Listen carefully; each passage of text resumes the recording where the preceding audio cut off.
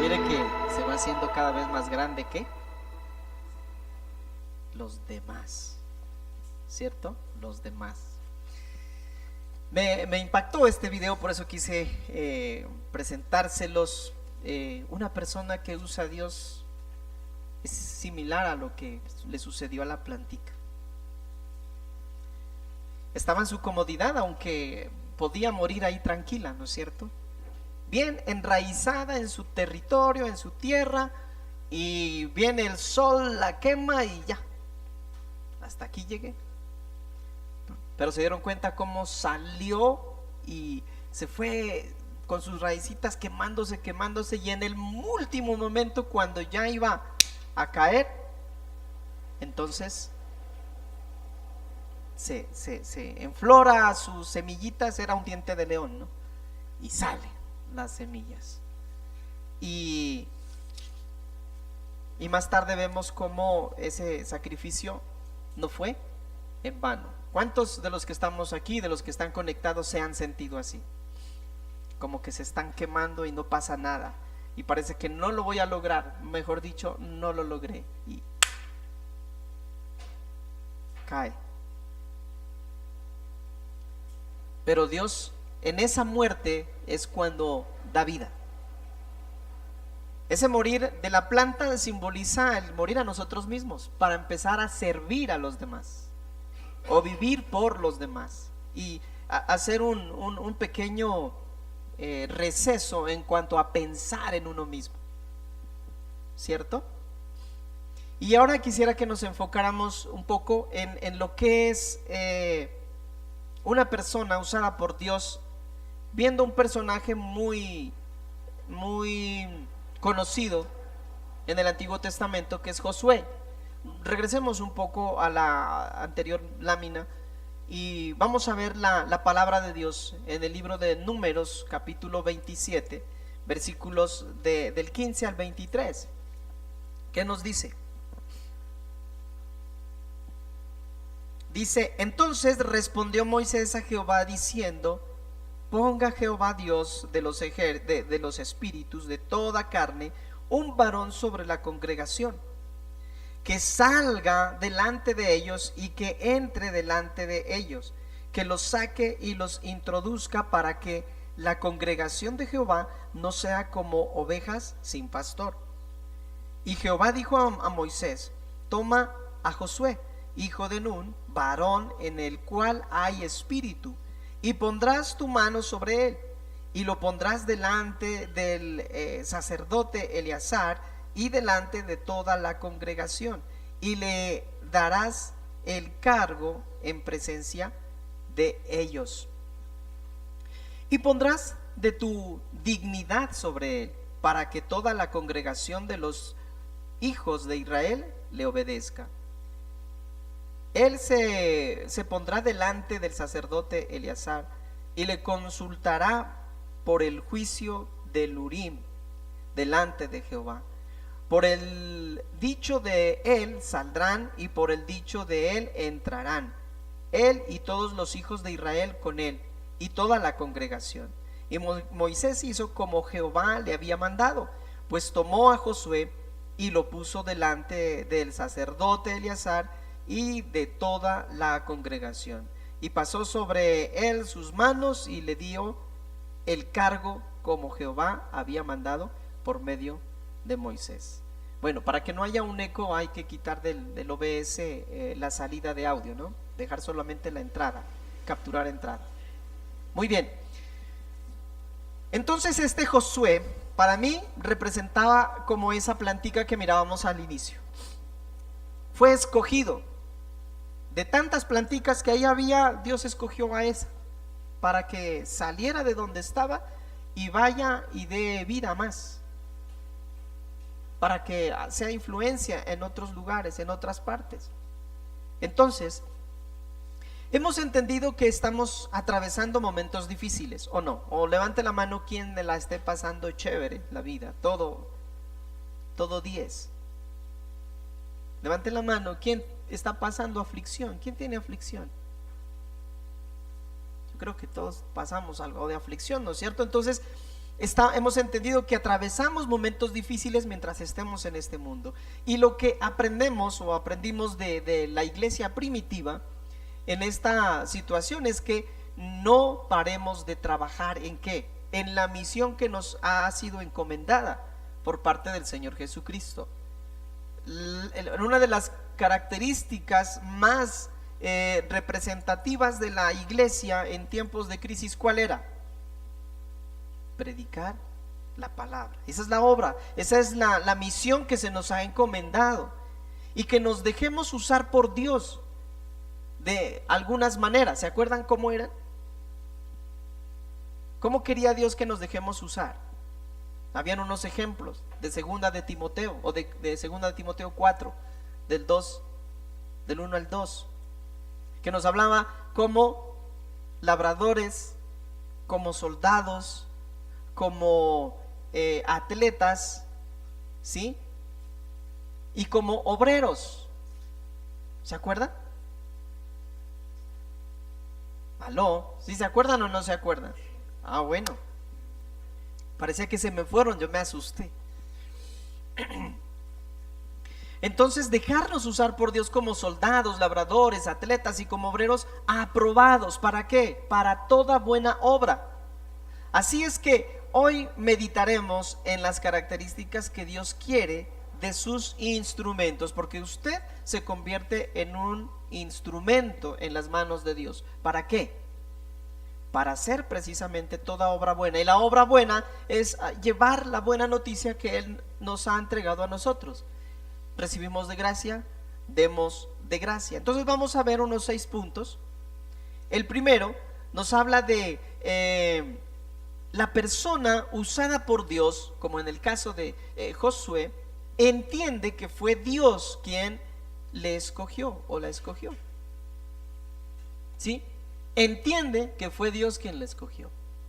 Y vemos el versículo 16 que nos dice: ponga Jehová Dios de los espíritus de toda carne un varón sobre la congregación.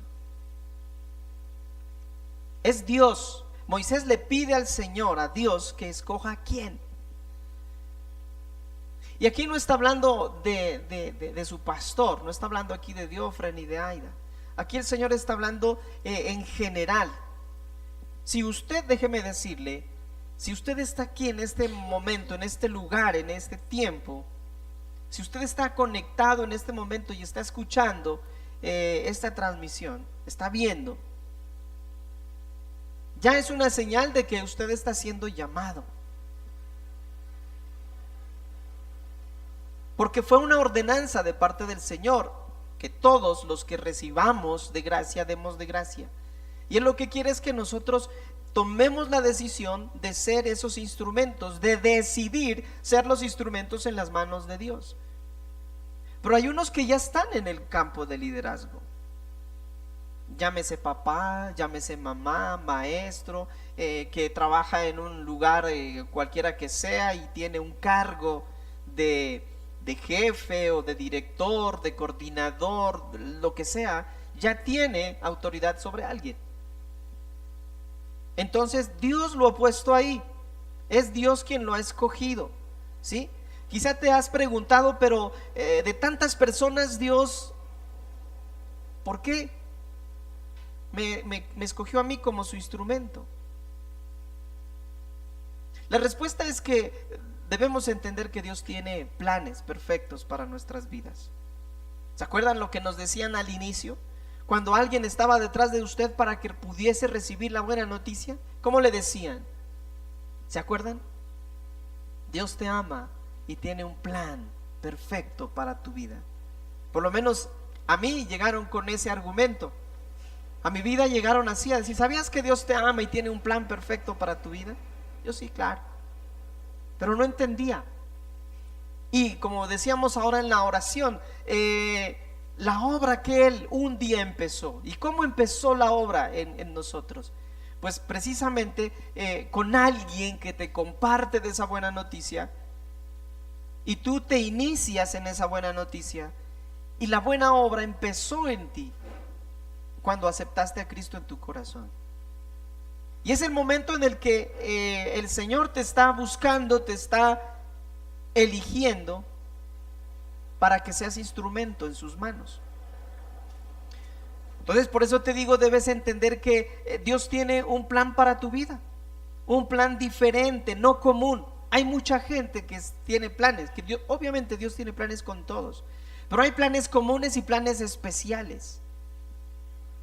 Dios te dice en esta mañana, tú que me estás viendo, tú que estás en este momento acá, yo tengo un plan diferente, no un plan común, es un plan especial, un llamado y un propósito. Yo quiero encomendarte a ti la buena noticia, porque yo veo en ti, te dice el Señor, la capacidad. Yo veo en ti la entrega. Yo veo en ti algo especial que en cualquier otro no lo he visto. Y por eso te he elegido, ¿cierto? Entonces, ¿usted cree que está aquí porque sus pies lo trajeron? Levanten la mano, ¿a quién de ustedes los pies le habló esta mañana? Le dijo, ya, nos vamos. Y usted, no, yo no quiero ir, no, y los pies solitos. ¿Sí, eso pasó? ¿O quién de ustedes dijo, voy a ir y quiero ir? Y bueno, tal vez sí haya sentido en el corazón, pero si eso sintió usted en el corazón, fue Dios. Yo quiero que eso le quede absolutamente claro a usted. Entienda que fue Dios quien lo escogió y por eso lo tiene aquí. Y si Dios lo escogió, si Dios lo tiene aquí, es porque tiene ese plan y usted empieza a ser una persona usada, utilizada por el Señor, ¿cierto? El segundo punto que podemos tratar aquí: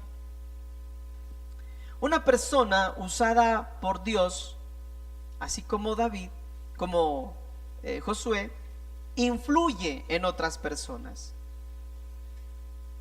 Pero antes de esto, yo quiero hacerles la pregunta: ¿usted quiere ser una persona usada por Dios? Levante la mano.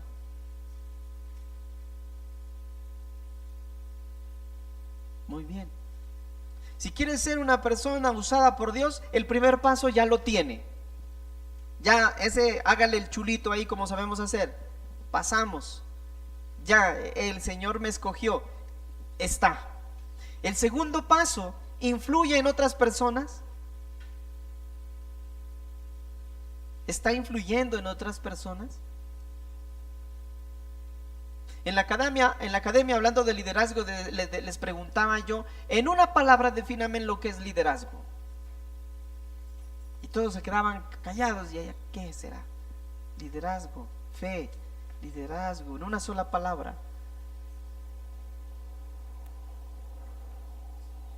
Los que pueden escribir en el chat, ahí defíname en una palabra qué es liderazgo.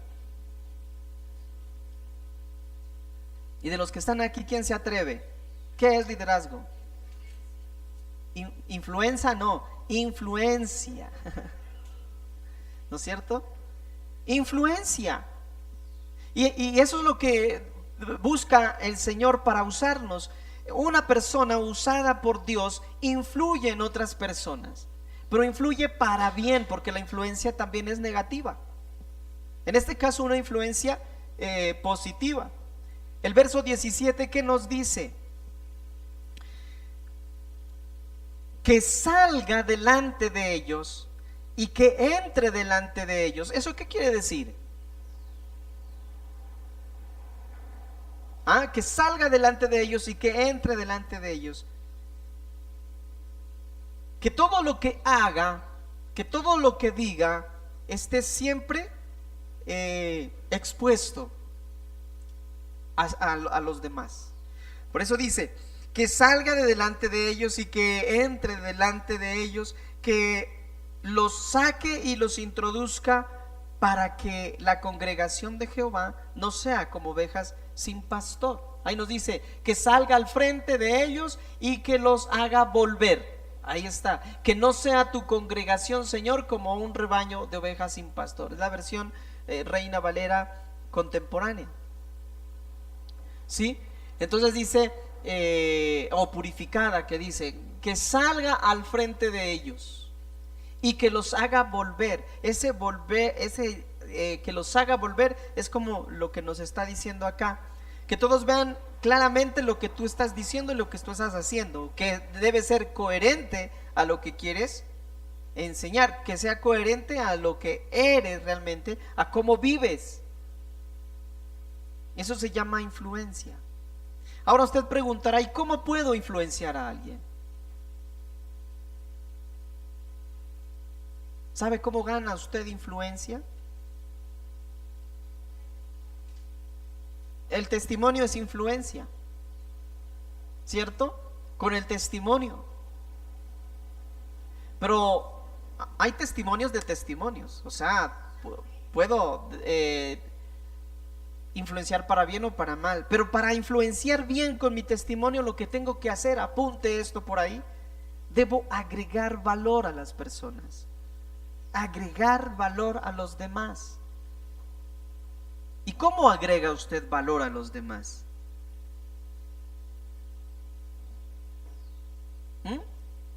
¿Cómo podremos agregar valor a los demás?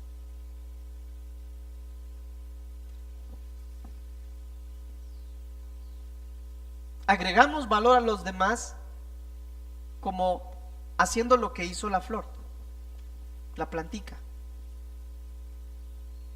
Dejando de enfocarnos en nosotros mismos y empezando a servir a los demás. Y eso se empieza en casa. Eso es algo tan sencillo como lo que sucede en la casa. Hace unos tiempos conocí a alguien y venía, pasaba mucho tiempo conmigo y me contaba, pastor, yo no sé qué hacer. Lo que pasa es que en la casa hay gente que puede colaborar y no hace.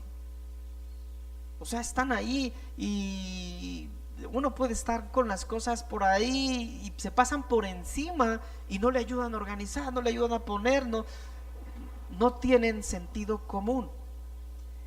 Y déjeme decirle que para el servicio, para influenciar, para dar valor a los demás se necesita sentido común. Sentido común.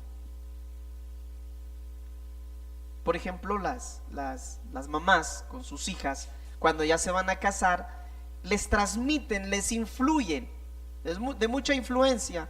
Cuando le dicen, cuando vaya, ya la invitaron donde la suegra lavará los platos.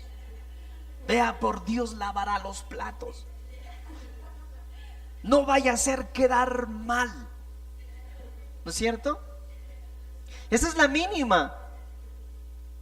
Esa es la mínima. Y entonces suele pasar que algunas chicas van donde la suegra y, cierto, me dijeron que debo ganármela a la suegra, pues me voy a influenciarla.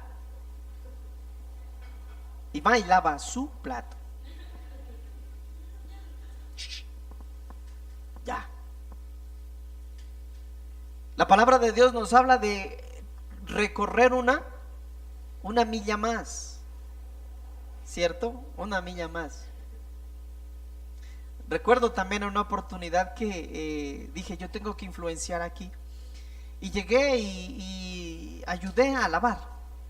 Y lavé todo lo que encontraba en la mesa, lo lavaba. Y obviamente sí me extralimité en el servicio, en el sentido de que me atreví a guardar las cosas donde supuse que iban. ¿No? Entonces yo guardé. Cuando llegó la dueña de casa, ¿y aquí qué pasó? No, es que yo le guardé. No, dice, si esto era. Y la sentí como un poco incómoda. Yo iba, caramba. Pero bueno, voy a esto. Aquí uno influye cuando sirve. ¿Cuándo influye uno? Me gusta a mí cuando yo voy a llamarla a Elizabeth y en el WhatsApp y ahí aparece, ¿no? En el estado, ¿qué se llama? El que no vive para servir, no sirve para vivir. Y eso es influencia. Y ese es el segundo de los pasos que Dios ve en una persona que Él quiere usar. Si una persona no tiene ese principio del servicio en lo básico, como decimos desde la casa, difícilmente Dios lo puede usar. Discúlpeme, pero no va a pasar. Usted puede pararse de cabeza, puede hacer lo que sea, pero Dios no lo va a usar como debería usarlo. Y van a pasar por encima muchas cosas, muchas otras personas, y usted va a seguir estancado en el mismo patrón. Y si usted no despierta ese sentido común del servicio, aún en lo básico, usted se va a dar cuenta que de trabajo en trabajo, donde quiera que Dios lo ponga a servir, si no tiene ese sentido común del servicio, lo van excluyendo. Y usted después se preguntará y dirá: ¿por qué será que ya no me comparten? ¿Por qué será que no me invitan? Ay, los compañeros por allá se reúnen nomás ellos a hacer sus fiestas, sus cumpleaños, y a mí no me dicen nada. Sencillamente, ¿sabe por qué? Porque usted no vive para servir. Y si no vive para servir, no va a servir para vivir. Qué tremendo eso. Para eso suena como un trabalenguas, pero así de sencillo es. Y yo le digo esto: una persona que no tiene el sentido común del servicio cae mal rápidamente. ¿No es cierto? Oye, Erika. Sí. Entonces, claro, nosotros como pastores, cuando ustedes también han recibido, Oscar, Elizabeth, Alexis, Erika, saben, porque son hospitalarios, nos reciben gente. Y llega gente a su casa, la alojan y pasan, digamos, unos 3-4 días. Cuando venían los misioneros, mirábamos eso, y hay algunitos entre esos que no se dejan usar por Dios, porque no tienen ese principio y ese sentido común del servicio. Hay muchos que toca decirles, ¿no? Vea, me ayuda, me da barriendo a esto, bueno, y solo barren eso. Ya dice. Y ya los vemos por ahí haciendo otras cosas. ¿Qué pasó? Me dice: ya acabé. ¿Y qué hiciste? Ay, lo que me dijo.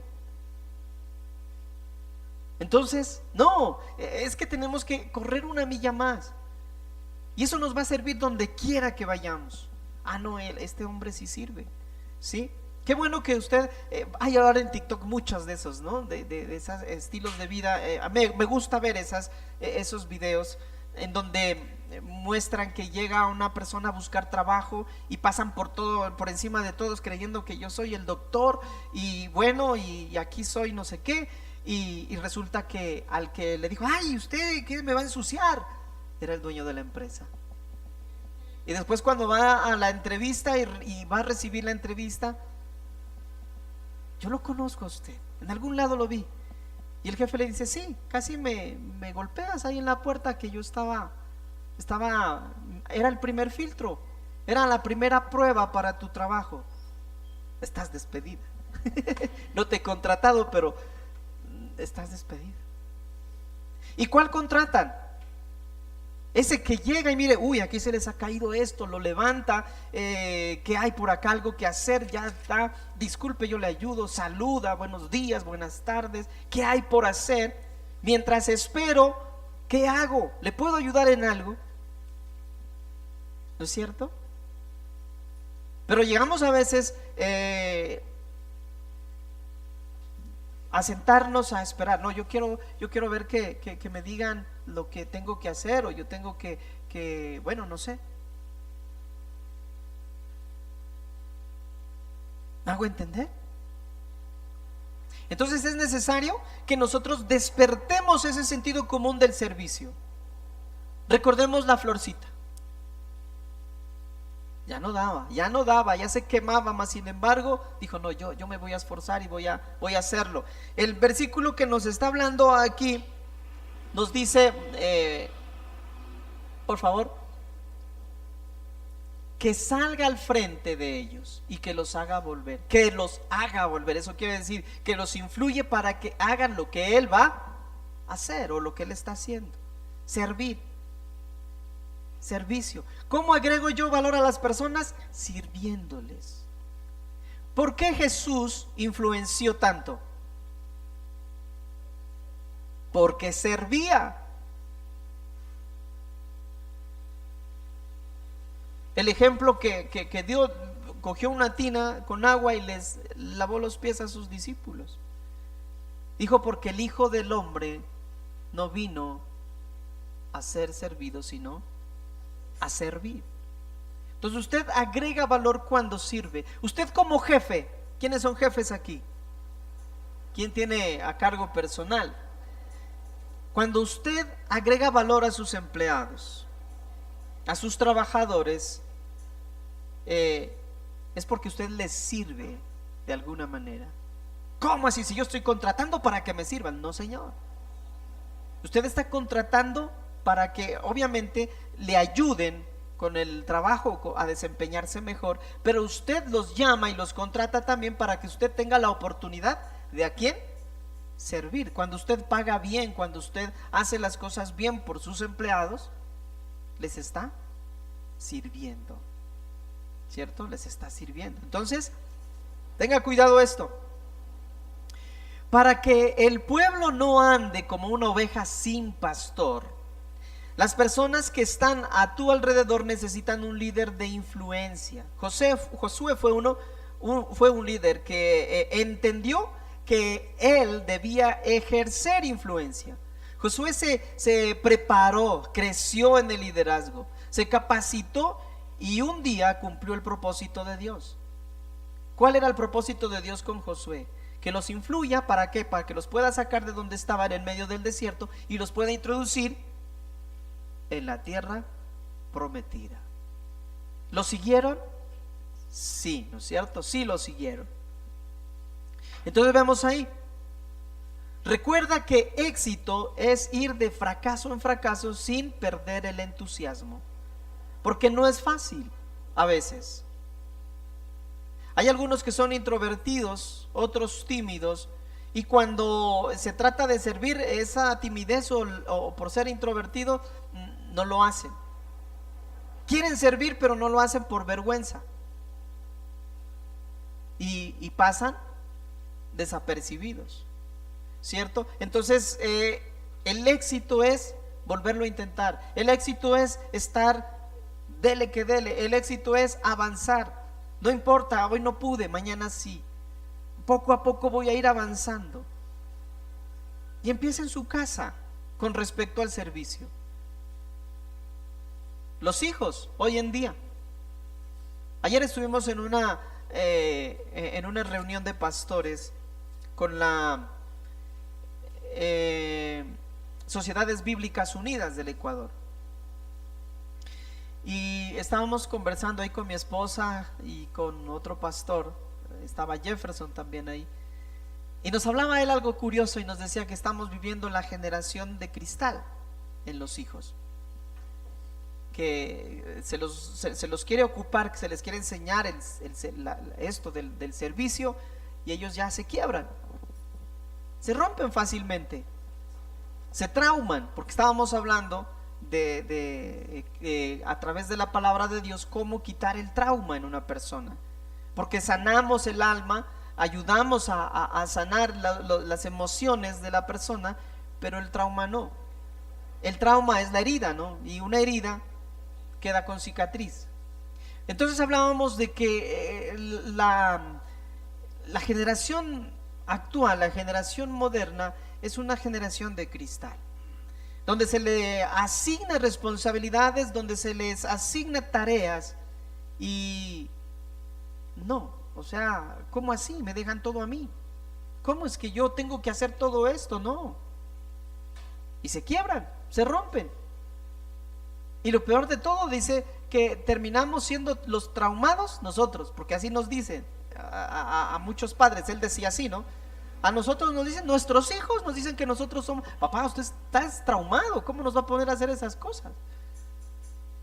Usted tiene usted está enfermo psicológicamente. ¿Por qué me pone a hacer estas cosas a mí? Yo no nací para eso. Esa es la generación en la que se está viviendo. Y dice, es necesario muchas veces volver a las sendas antiguas, donde la disciplina estaba a flor de piel. La disciplina, hablando de la disciplina, nos habla de que por unos cuantos azotes tu hijo no se va a morir, pero sí lo librarás de la muerte. Mira eso. Eso a mí me quedó profundo. Entonces, y a veces la sobreprotección nuestra es la que impulsa a esa generación de cristal, y la sobreprotección del Estado. Claro, es que vienen nuevas generaciones y esas nuevas generaciones llegan a gobernar, y al gobernar también ya quieren imponer esa sobreprotección con la que se vivió por los traumas. Entonces ya a un tiempo atrás se les podía llamar la atención, un maestro podía llamarle la atención a su alumno, hoy no. Hoy tenga cuidado, si un maestro le llama la atención a su alumno, demandado, y capaz que le quitan su licencia de maestro, ¿cierto? Entonces es muy complicada la situación, pero influir en otras personas, entonces, el éxito es ir de fracaso en fracaso, de poco a poco. Hoy no pude, pero mañana sí, algo más, una milla más, un poquito más en el servicio. Hablando de servicio para el Señor aquí en la iglesia, no quiero que sientan que es para Diofre o para Aida. Que nos servimos de ese servicio es otra cosa, porque estamos viviendo acá. Pero qué chévere que todo esto nos sirva aún para influenciar a nuestra familia, a nuestros hijos, a que es bueno el servicio. ¿Sí? Entonces hay unas delegaciones, y se dan unas delegaciones para hacer el aseo, por ejemplo. Hagamos que se cumplan esas delegaciones. Y no hablamos de delegaciones, me gustó lo que Lucy puso. El privilegio. Ni siquiera me están dando una delegación, me están dando el privilegio, porque servir es un privilegio. ¿Por qué es un privilegio? Porque estoy agregando valor, y porque estoy agregando valor estoy influenciando en una persona, y si estoy influenciando en alguien, ¿qué estoy ganando?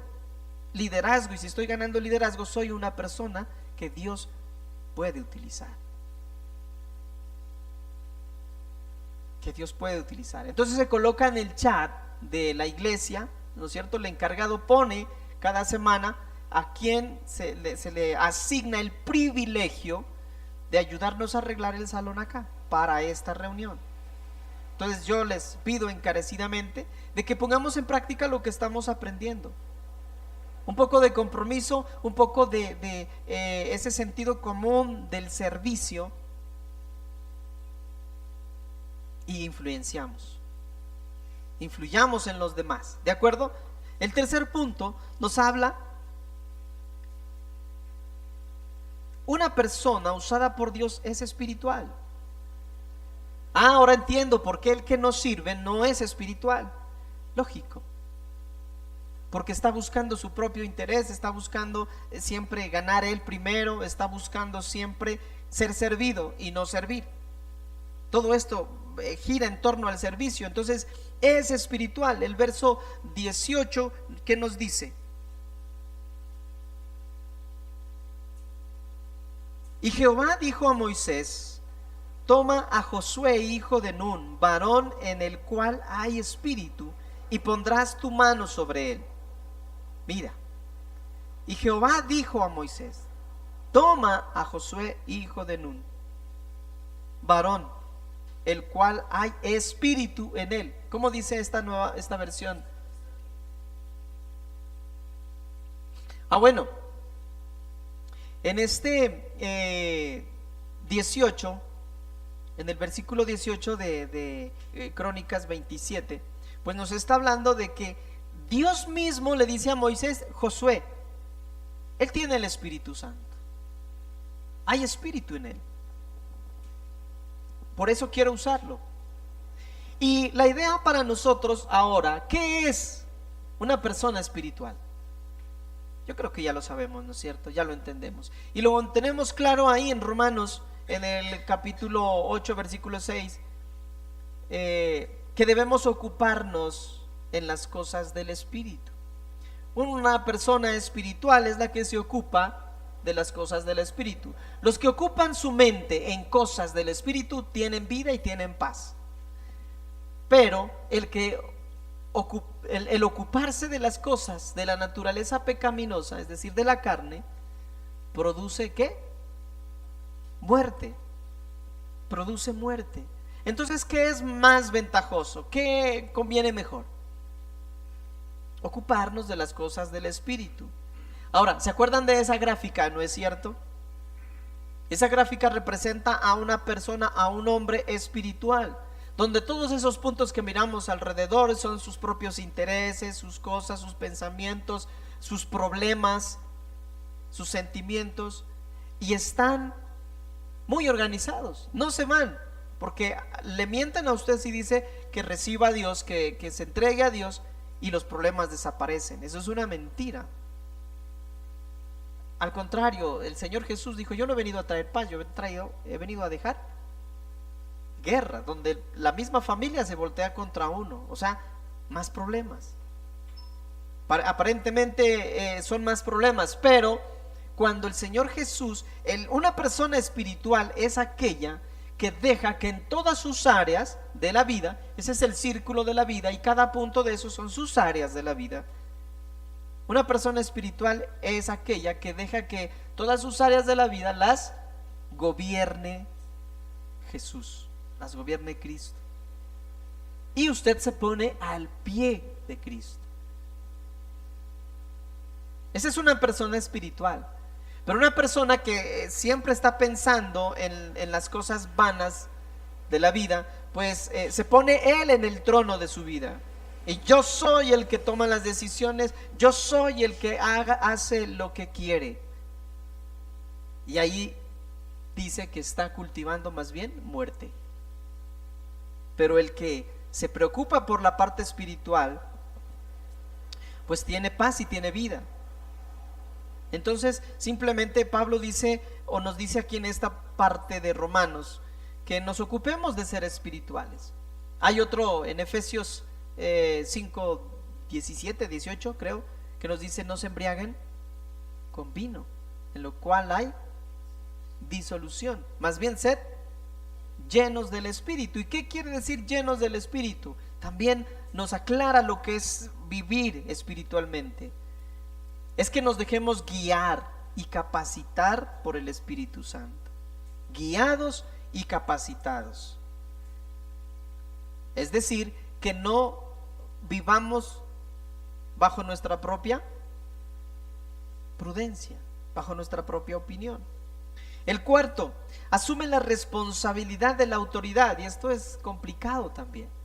Pero Dios usa a una persona que asume la responsabilidad de la autoridad. El versículo 19 nos dice: y lo pondrás delante del sacerdote Eleazar y delante de toda la congregación, y le darás el cargo en presencia de ellos. Es decir, que le asignan un cargo, le asignan una autoridad. Y usted sabe que la autoridad es de suma responsabilidad. Pero ¿qué es lo que vemos? Dentro de la autoridad hablamos de liderazgo. Y hay varios niveles de liderazgo. ¿Cuál es el primer nivel de liderazgo? La imposición o la posición. ¿Cierto? ¿Qué quiere decir esto? Que mi autoridad, ya me asignaron autoridad y lo que yo hago es me impongo con esa autoridad. Yo soy el jefe. A ver, me hace el favor y yo soy el pastor. Y usted tiene que hacer lo que yo diga. No, ¿no es cierto? Por eso yo siempre digo: el Señor es mi pastor, pero el pastor no es su Señor. Yo soy un servidor suyo. Que me merezco respeto, como todos los demás nos merecemos respeto, ¿no es cierto? Pero somos siervos, somos consiervos. Pero así como a Josué, ¿qué es lo que lo diferencia? Lo que lo diferencia es que Él va a estar delante, que Él lo pone con la mayor carga de responsabilidad. Una persona usada por Dios asume esa responsabilidad en la autoridad, ¿cierto? De autoridad. Entonces Dios dice a Moisés: no vas a mandar a Josué solo, por favor, no lo vayas a mandar solo. Dice: tú tienes que llevarlo delante del sacerdote, ¿cierto? Tú tienes que llevarlo delante de la congregación para que le obedezcan. Y es lo que hizo Ricardo cuando yo llegué, ¿se acuerdan? Él vino y nos impuso las manos a Aidita y a mí, y dijo: bueno, ellos son los que van a estar al frente de la congregación aquí en Ibarra. Ahora, nosotros con Aida, a su vez, ponemos las manos sobre ustedes cuando se abra un grupo vida, cuando se vaya a abrir un grupo, y decimos: bueno, Él es la autoridad para ustedes, para que puedan ser dirigidos por ellos, ¿cierto? Entonces asume responsabilidad de la autoridad, y eso para que obedezcan, y le pondrás, dice, el cargo delante del pueblo. Pero es el sacerdote el que va ahí con Moisés, y como quien dice: miren, él está respaldado, estamos dándole la cobertura de la autoridad. Cualquier cosa, este es el orden lógico para arreglar las cosas. No sé si me estoy haciendo entender. Entonces, una persona usada por Dios, lo primero entiende que Dios es quien lo escogió. Segundo, influye en otras personas. ¿A través de qué? Del servicio, agregando valor a las personas. Tercero, es espiritual, es decir, se deja capacitar y guiar por el Espíritu Santo, no vive por su propia prudencia. Cuarto, asume la responsabilidad de la autoridad, es decir, no se pone solo, como algunos dicen: no, a mí yo me declaro líder y yo los voy a dirigir. No, siempre tiene que haber alguien quien le asigna esa responsabilidad, ¿cierto? Y esa autoridad. Quinto, acepta la cobertura espiritual, y esto es algo bien especial y aplica para muchas cosas. Una persona usada por Dios acepta la cobertura espiritual. El versículo 20 nos dice: y pondrás de tu dignidad sobre él, para que toda la congregación de los hijos de Israel le obedezcan. ¿Eso qué quiere decir? Así de lo que tú eres, dice: pon sobre él tus propias atribuciones. ¿Qué quiere decir eso? Tu mismo liderazgo es transmitido a Josué, ¿sí?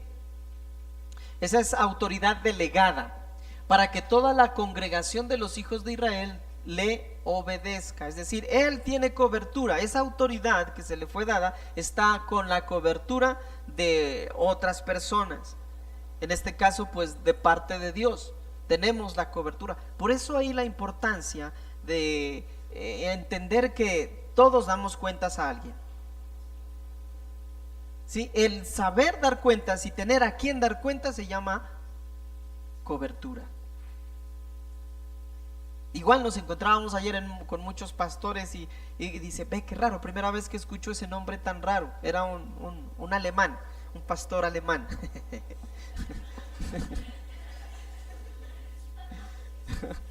Literal, así, ¿no? Entonces me dice: ¿y por qué pone ese nombre? ¿Por qué pone nombre así? No he escuchado nombre así que no hable bíblico, dice, ¿no? Entonces le digo: porque queremos influenciar. La gente está cansada de escuchar religión o iglesia y esto, entonces queremos influenciar, y nosotros somos un centro de formación y liderazgo, y las siglas nos dan CENFOL, ¿cierto? Yo soy contento con ese nombre. A muchos no les gusta, dicen: no, cambiamos el nombre. Bueno, pero ese es como que la asociación de iglesias, porque CENFOL es como una asociación, es un grupo de iglesias que se asocian, ¿cierto?, con un fin común, y cada iglesia tiene su nombre. En el caso nuestro, ¿cuál es? Semilla. Mire, semilla, servicio, una milla más, ¿cierto? servicio, ministerio, llamado. Eso quiere decir semilla, ¿se acuerdan? Semilla, servicio, ministerio, llamado, llamados a servir, una milla más. Entonces eso tiene que ser coherente. Y eso lo sembramos como semilla para que el que nazca de nosotros crezca con ese sentido de servicio y sea una nueva semilla. Por eso me gustó lo de la planta, porque cuando nosotros tal vez estemos muriendo, ahí producimos semilla y vamos a regar más. Entonces asume la responsabilidad, decíamos, acepta la cobertura espiritual. Y esto me preguntaba este pastor alemán, me decía, ¿y de quién tienen ustedes la cobertura? Entonces le digo, bueno, somos una entidad internacional, pues que tiene su sede en Colombia, pero que hay una junta directiva que se reúne y que obviamente esa junta directiva como ancianos están con la cobertura del Espíritu Santo. Pero no es una sola persona, porque el problema es cuando está una sola persona. Aún para defender o para definir el canon bíblico, si ustedes estudiando un poco de esto, estuvieron sus apóstoles, los discípulos ahí mirando a ver qué es lo que en ese entonces, pues el Antiguo Testamento. Después los que le seguían, los discípulos de Jesús, fueron los que empezaron a organizar todo para saber el canon quiere decir una regla, ¿no? Una norma, cómo evaluar si un libro o un escrito era inspirado por Dios. Entonces eso era, el canon es como la medida. Y entonces por eso vemos ahora los libros, esa autoridad, los libros inspirados por el Espíritu Santo, por Dios. Cobertura, pero no fue una sola persona, fueron muchos. El acuerdo, ese es el poder del acuerdo. Y el poder del acuerdo está con la cobertura de parte de Dios. Entonces aquí nos habla de aceptar la cobertura espiritual. Es importante que siempre estés bajo una cobertura espiritual. Por eso Dios le dice a Moisés, pondrás de tu dignidad o de tu, como dice ahí, pondrás de tus, se me fue la palabrita, atribuciones, ¿cierto? Pondrás de tus atribuciones, de tu autoridad. El espíritu de Moisés fue transmitido a Josué, es como eso, ¿cierto? Esto implica estas cosas: humillar tu corazón y crucificarte. Eso hace que tengas cobertura. Si tú no te humillas y no crucificas tu antigua naturaleza, no vas a tener cobertura, porque no te gusta sujetarte, no te gusta dar cuentas. Entonces eso es un problema, ¿no es cierto? Y humillar tu corazón y crucificar ¿en qué? Tu carne, tu orgullo, tu vanagloria y tu autosuficiencia, porque la mayoría somos como autosuficientes. Pretendemos hacerlo todo por nuestra propia cuenta. Entonces, para que tú te puedas sujetar a tu líder y siempre estés bajo cobertura, necesitas humillarte. ¿Yo por qué? No, pues ya la están barrando.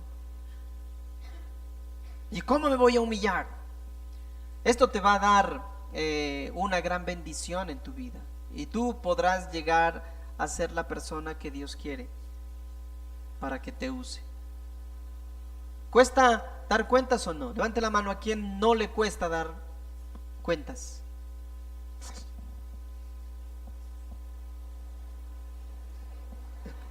Chévere. Uno nomás. A uno no le cuesta, a los demás sí les cuesta. ¿Sí? Es por eso, porque no nos gusta que nos toquen el yo, el ego, el orgullo, el que yo tenga que incomodarme, ¿cierto? Muy bien. Y sexto, usa la voz profética. Una persona usada por Dios usa la voz profética. Josué dice en el versículo 21, él se pondrá delante del sacerdote Eleazar y le consultará por el juicio de Urim delante de Jehová. ¿Se acuerdan que el sacerdote tenía unas piedritas que eran como dados. Ese era lo único que se utilizaba como echar suertes espiritualmente hablando, ¿cierto? El Urim y el Tumim. Si el Urim decía, salía de alguna manera, me imagino como dados, ¿no? Las piedritas las tiraban y salía de alguna forma, quería decir que sí o quería decir que no. Eso era lo que utilizaban. Entonces dice, volvamos a leer, él se pondrá delante del sacerdote Eleazar y le consultará. Eso es lo que tenemos que subrayar: para consultarme por medio del Urim. Cuando Josué lo ordene, todos los hijos de Israel saldrán, y cuando él ordene, todos los hijos de Israel volverán. Entonces, ¿qué quiere decir esto? Que Josué, para tener una voz profética, no habla por sí. ¿El profeta habla por sí mismo? No.